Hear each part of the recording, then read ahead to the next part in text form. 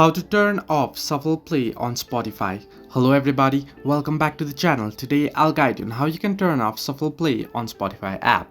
Now to do so is quite simple and quite easy, so let me guide you through. There are two different ways you can turn off shuffle play on Spotify app.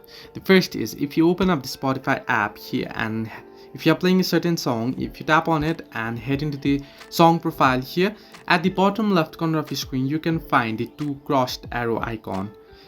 That's the Spotify shuffle icon. If it's green, it means that your shuffle is on. To turn it off, what you want to do is simply tap on it and make sure it's turned off. If it's white, it means it's turned off.